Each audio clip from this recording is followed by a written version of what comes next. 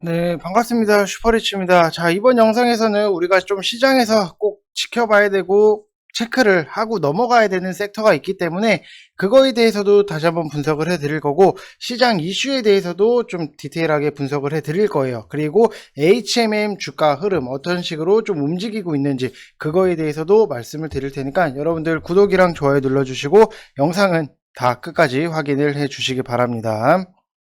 자, 일단은 뭐 HMM 설명이 앞서서 조금 말씀을 드리면은, 여러분들 시장 지금 방향에 대해서 굉장히 뭐 혼돈이 오시는 분들 많이 계실 텐데, 제가 말씀을 드릴 수 있는 거는 지금은 인플레이션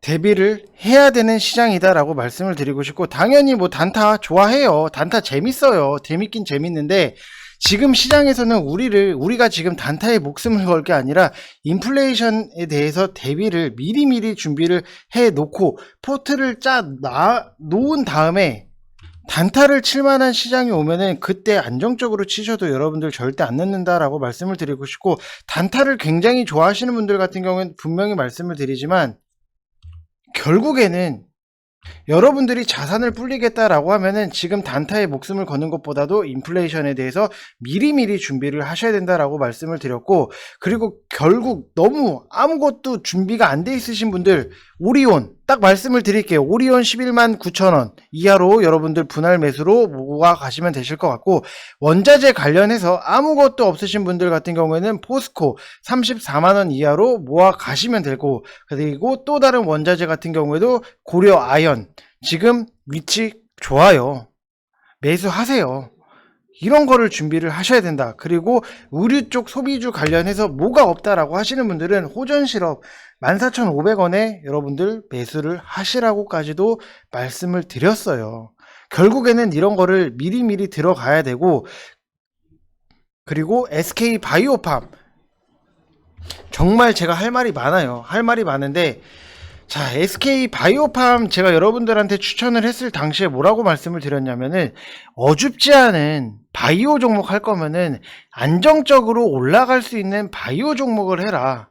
차트적으로 봤을 때도 굉장히 바닥으로 내려온 부분, 이런 거를 하셔야 된다 라고 말씀을 드렸고, 그리고 두산 퓨어셀 48,000원대부터 여러분들 매수하시라고요. 여러 번 말씀을 드렸어요. 제가 뭐 한두 번 말씀을 드린 게 아니라 여러 번 말씀을 드렸는데, 결국에는 여러분들 아무것도 그냥 영상만 보고 뭐야 이거 뭐 이래 이러고 넘기면은 여러분들 시장에 대해서 절대 이해를 못 하세요. 다시 한번 말씀을 드리지만, 시장에 대해서 여러분들 파악 못 하실 것 같으면은 주식 당분간 쉬세요.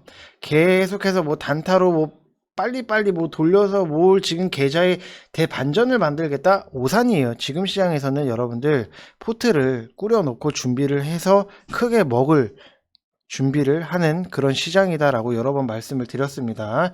자, 그래서 뭐 포트에 대해서 여러분들 준비 안 되신 분들 같은 경우에는 지금 선착순 5자리가 남았는데 마감 됐어요. 될 것 같아요. 지금 뭐 오늘 일요일이기 때문에 마감이 될 것 같은데, 이쪽 번호로 성함 쓰셔서 문자 보내주시면은 저희가 순차적으로 안내를 해드릴 거고, 지금 상담팀에서도 주말에 굉장히 바쁘게 일을 하고 있다라고 해요. 그래서 좀 마감이 된 것 같기도 하고, 뭐 연락이 안 돼가지고 워낙 바빠가지고 여러분들이 일단 뭐 문자 보내보시면은 뭐 순차적으로 안내는 해드릴 것 같습니다.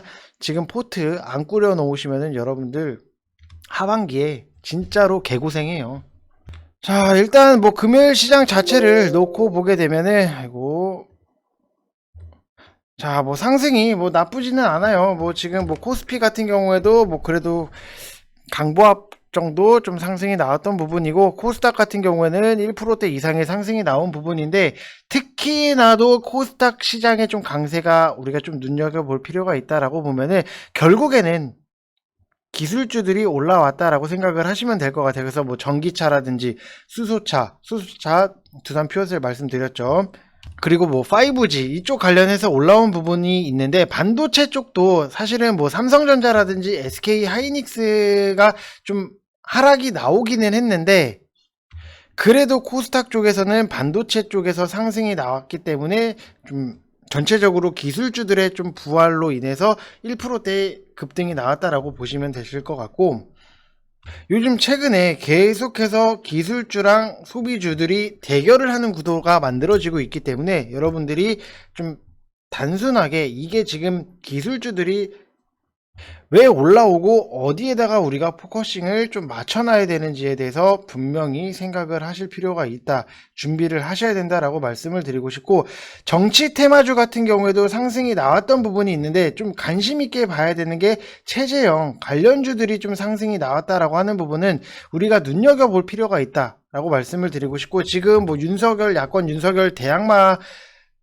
중에 한 명이 지금 체제형인데 이 사람이 누구냐라고 하면은 원전 폐쇄하려고 문재인 정부에서 뭐 자료 조작한 거 밝혀내고 정부랑 대립각을 이룬 감사원장 출신이다라고 보면은 원전을 없애야지 뭐 태양광 사업 판을 키우는데 충분히 가동하는데 문제가 없는 수치랑 자료가 나왔음에도 수치를 조작을 하고 정치권에서 연출된 직원들을 매수를 해서 마치 원전 가동을 하면은 큰일 날 것처럼 이제 날조를 한 게 지금의 정부인 부분인데 이거를 밝혀내서 문제라고 언급한 게 최재형 감사원장이다라고 생각을 하시면 될 것 같습니다.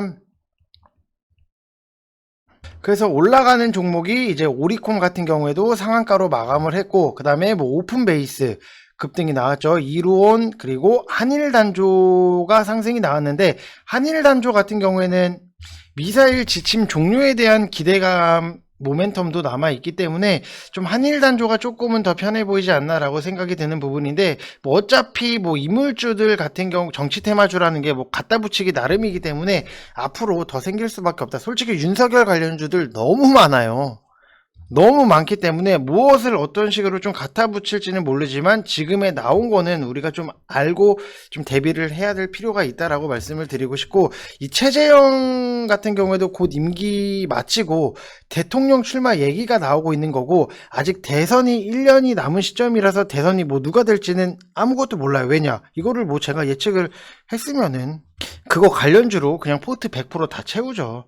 그만큼 정치가 뭐 살아서 움직이는 생물이다라는 얘기가 있을 정도로 지금 뭐 어떤 인물주들이 갈지는 몰라요. 뭐 언제 어떻게 갈지는 모르는데 최재형 관련주로도 우리가 좀 앞으로는 미리미리 체크를 해둘 필요가 있다. 왜냐? 오리콤이 가면은 그 다음에 후발주자들이 굉장히 가는 부분이 있기 때문에 항상 우리가 대장주가 언제 어떤 식으로 갈지를 아무것도 예측을 할 수 없는 부분, 그러면은 그 후발주들에 대해서 무엇을 좀 보고 대비를 해야 되는지를 여러분들이 종목들에 대해서 공부를 하셔야 된다라고 말씀을 드리고 싶고, 뭐 수소 쪽 상승이 나왔던 부분은 뭐 제가 항상 강조드렸던 거 두산 퓨어셀 48,000원부터 여러분들 매수하시라고 잡아 놓으시라고, 이거 차트 보면은 왜 그런지 분명히 VIP 방에 계신 분들은 아실 거예요. 그렇기 때문에 좀 이런 식으로 좀 봐야 되는 좀 특정 종목만 좀 다양하게 뭐 보는 것도 좋은데 제가 찝어드리는 거는 여러분들 보셔야 된다라고 말씀을 드리고 싶고,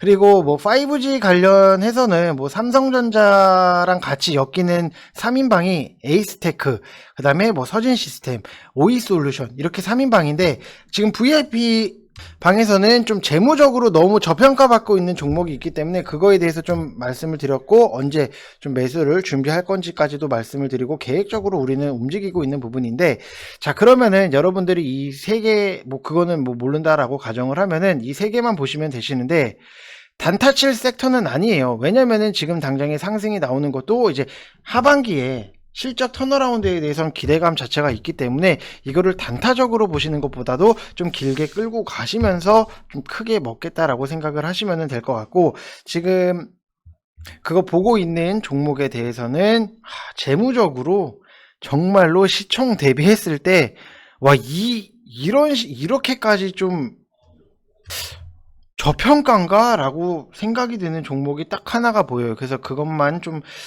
팔 생각이다라고 말씀을 드리고 싶습니다. 자, 그래서 그런 것들 여러분들 뭐 아무것도 모르겠으신 분은 1개월이 됐건 2개월이 됐건 같이 하시면서 뭐 좀 주식을 어떤 식으로 좀 봐야 되고 큰 그림을 어떻게 그려야 되는지를 좀 배울 필요가 있다라고 말씀을 드리고 싶고, 뭐 이런 거에 대해서 지금 회비에 대해서 분명히 아까워 하시는 분들 많이 계실 텐데 지금 시기는 여러분들 회비에 대해서 아까워 하실 장이 아니에요. 왜냐? 지금부터 준비를 해야지 크게 먹고 나올 수 있으니까. 그래서 무조건적으로 지금은 여러분들이 준비를 하셔야 된다라고 말씀을 드리고 싶고, 자, HMM에 대해서 말씀을 드리면은 뭐 지금 수급적인 부분을 이렇게 놓고 보면은 우리가 여기서 포인트적으로 봐야 되는 부분이 연기금이 연속 매수가 들어오고, 좀 금요일 같은 경우에도 뭐 기관이랑 외국인이 들어왔기 때문에 조금 더 추가적으로 반발이 나오지 않을까라고 생각을 드는 부분도 있고, 당연히 여기서 이만큼의 여러분들 분명히 인벨로프 이거 말씀드렸어요. 자, 모르겠다라고 하시는 분들은 여기서 좀 매수를 하고 손절 라인을 이 아래선으로 잡고 대응을 하시라고 말씀을 드렸던 부분, 지금 뭐 44,000원 이 부분에서 뭐 매수를 분할적으로 접근을 하시면 될 것 같고, 인벨로프 이거 제가 여러분들 남들보다 한 발이라도 빨리 잡기 위해서 땡겨 놓은 거예요. 계속 맞추고 이만큼 땡겨야지 한 발 빠르네. 이만큼은 좀 땡겨놔야 되네. 이렇게 해서 맞춰 놓은 거기 때문에 여러분들이 좀 보시라고 말씀을 드리는 거고, 그냥 인벨로프 아니잖아요. 자, 그리고 뭐 공매도 잔고를 이렇게 보게 되면은 그래도 좀 많이 줄었어요. 많이 뭐 늘었다가 뭐 줄다 하는 부분이 있는데, 과거에 비해서 굉장히 6월 뭐 초부터 시작을 했을 때 이렇게 비교를 해보면은 굉장히 많이 줄었기 때문에 공매도도 어느 정도는 이제 좀 너무 크게 걱정은 안 하셔도 된다라고 말씀을 드리고 싶고, 일단 뭐 2020년도 작년 하반기부터 배가 없어서 수출을 못하는 일이 있었고, 코로나로 얼어붙었던 이제 수출이 회복세인데, 한진해운의 이제 파산으로 선박이 품기 때문이고, 그리고 HMM이 굉장히 좀 주목을 받았다라고 보시면 될 것 같은데, 한진해운 파산 후로 사실상의 서민 우리나라가 여러모로 타격이 생기는 걸 피할 수 없고 문제가 계속 제기가 되었고, 남은 HMM도 망하게 되면은 분명히 상황 자체가 더 악화가 될 수밖에 없는 부분인데, 해운 재건 자체를 공약으로 내세운 이제 문재인 정부가 출범을 했고,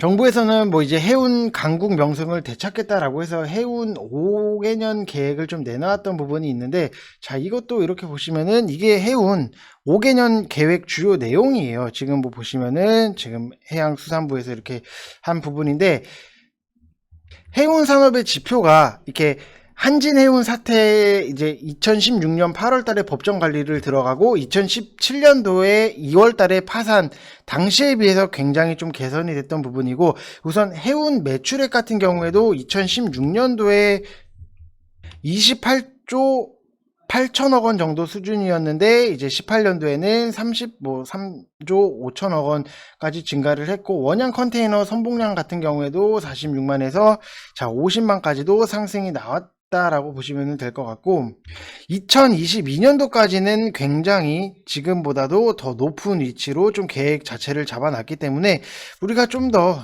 길게 볼 필요성도 있다라고 말씀을 드리고 싶어요. 이거를 뭐 분명히 뭐 이거를 딱 맞출 수는 없어요. 이거를 맞출 수는 없는데, 분명히 정부에서 정책이라고 내세운 거기 때문에 그래도 맞추려고는 노력을 계속해서 할 거예요.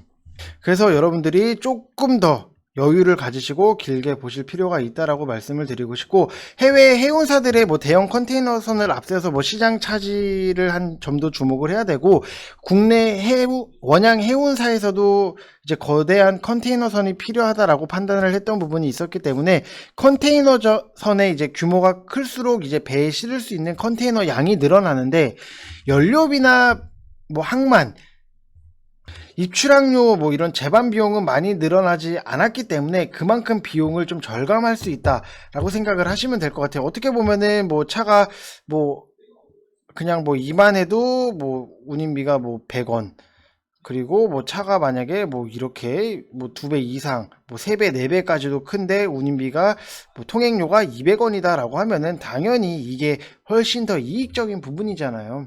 그런 식으로 좀 생각을 하시면서 비용 절감을 할 수 있었다라고 보시면 될 것 같고, 정부가 이제 현대상선에서 초대형 컨테이너선 12척이랑 그보다 작은 컨테이너선 8척을 해서 총 20척을 투입을 했고, 지난해 4월부터 이제 아시아 유럽 뭐 이쪽에서도 노선이 투입이 된 부분이 있기 때문에, 여러분들 너무 지금 당장에 뭐 HMM 이거 흔들어서 죽겠네 막 생각을 하시는 분들 분명히 많이 계실 텐데, 조금 더 시간을 갖고 보시면 좋겠다라고 말씀을 다시 한번 드리고 싶고, 제가 여러분들한테 HMM 얘기를 할 때 KSS 해운 정말 많이 말씀을 드렸던 부분 12,300원에서 좀 매수를 해보시라고 말씀을 드렸고, 지금 이거 같은 경우에는 왜 이거를 말씀을 드렸냐라고 하면은 운수 창고에 있는 같은 섹터기 때문에 말씀을 드린 거예요. 근데 실적적인 부분에 있어서도 나쁘지가 않아요. 4분기 때 당기순이익 적자였다가 1분기 때 크게 흑자로 돌아가는 부분, 그리고 매출적인 부분에서도 꾸준하게 나오고 있다라고 보시면 될 것 같아요. 지금 이거 가지고 말하시는 분들이 계시는데, 그러면은 제가 여러분들한테 적자 기업, 막 몇 년 연속 적자 기업을 추천을 할 수는 없는 거잖아요. 안정적으로 나오는 회사에 대해서 추천을 해드렸는데 그거 가지고 불만을 갖는다? 웃기는 소리예요. 솔직히 적자 2년 3년 적자 기업 그럼 추천을 해드려요, 여러분들한테? 말이 안 되죠. 저는 그런 식으로는 주식 안 해요. 무조건 재무가 안정적으로 나오는 회사를 우선적으로 보기 때문에 이거를 좀 매수를 해보시라고 말씀을 드렸던 부분, 그리고 박스권 흐름이 나오고 있기 때문에 오히려 초보자분들이나 직장인분들 하시기에는 더 편할 수 있다. 왜냐? 여기서 박스권 흐름이 나와서 천천히 모아 가시다가 이런 식으로 크게 불기둥 하나 보고 나온다. 이거를 생각을 하시면 될 것 같아요. 자, KSS 해운 같은 경우에도 보시게 되시면은 대한민국 최초의 이제 석유 화학 제품 운송 서비스를 시작을 했고, 83년부터는 대형 액화가스 운송 분야에까지도 진출을 했기 때문에 대부분의 매출이랑 수익이 장기 운송 계약을 기반으로 해서 액화가스물 이제 운송 사업 부분에서 발생을 하고, 외부 요인 영향 자체가 적은 안정적인 수익 구조를 바탕으로 사업을 하고 있는 회사예요.